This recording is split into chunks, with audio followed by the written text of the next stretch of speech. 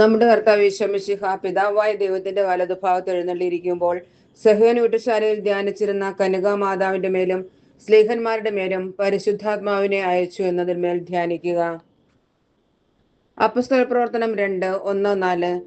പെന്തക്കോസ്ത ദിവസം സമാഗതമായപ്പോൾ അവർ എല്ലാവരും ഒരുമിച്ച് കൂടിയിരിക്കുകയായിരുന്നു. കൊടുങ്കാറ്റടിക്കുന്നത് പോലുള്ള ഒരു ശബ്ദം പെട്ടെന്ന് ആകാശത്തു നിന്നുണ്ടായി.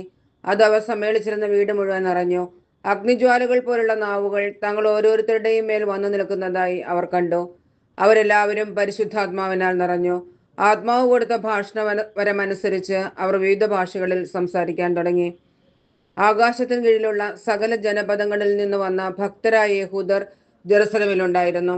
ആരവം ഉണ്ടായപ്പോൾ ജനം ഒരുമിച്ച് കൂടുകയും തങ്ങൾ ഓരോരുത്തരുടെയും ഭാഷയിൽ അപ്പസ്തലന്മാർ സംസാരിക്കുന്നത് കേട്ട് അത്ഭുതപ്പെടുകയും ചെയ്തു.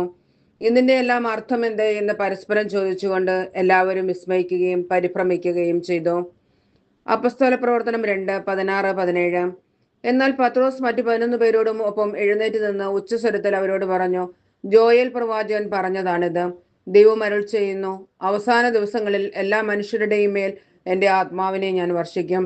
നിങ്ങളുടെ പുത്രന്മാരും പുത്രിമാരും പ്രവചിക്കും. നിങ്ങളുടെ യുവാക്കൾക്ക് ദർശനങ്ങൾ ഉണ്ടാവും. നിങ്ങളുടെ വൃദ്ധന്മാർ സ്വപ്നങ്ങൾ കാണും. എൻ്റെ ദാസന്മാരുടെയും ദാസിമാരുടെയും മേൽ ഞാൻ എൻ്റെ ആത്മാവിനെ വർഷിക്കും. അപ്പസ്തോല പ്രവർത്തനം 2:37-42. ഇത് കേട്ടപ്പോൾ അവർ ഹൃദയം തുടങ്ങി പത്രോസിനോടും മറ്റ് അപ്പസ്തോലന്മാരോടും ചോദിച്ചു, സഹോദരന്മാരെ, ഞങ്ങൾ എന്താണ് ചെയ്യേണ്ടത്? പത്രോസ് പറഞ്ഞു, നിങ്ങൾ പശ്ചാത്തപിക്കുവിൻ. പാപമോചനത്തിനായി എല്ലാവരും യേശുക്രിസ്തുവിന്റെ നാമത്തിൽ സ്നാനം സ്വീകരിക്കുവിൻ. പരിശുദ്ധാത്മാവിന്റെ ദാനം നിങ്ങൾക്ക് ലഭിക്കും. ആ ദിവസം തന്നെ 3000-ഓളം ആളുകൾ അവരോട് ചേർന്നു. അവർ അപ്പസ്തോലന്മാരുടെ പ്രബോധനം, കൂട്ടായ്മ, അപ്പം മുറിക്കൽ, പ്രാർത്ഥന എന്നിവയിൽ സദാ താല്പര്യപൂർവ്വം പങ്കുചേർന്നു. നമുക്ക് പ്രാർത്ഥിക്കാം. പരിശുദ്ധാത്മാവേ, അങ്ങയുടെ ഇഷ്ടദാസിയായ മറിയത്തിന്റെ വിമല ഹൃദയത്തിന്റെ ശക്തമായ മധ്യസ്ഥതയാൽ ഞങ്ങളിൽ വന്ന് നിറയണമേ.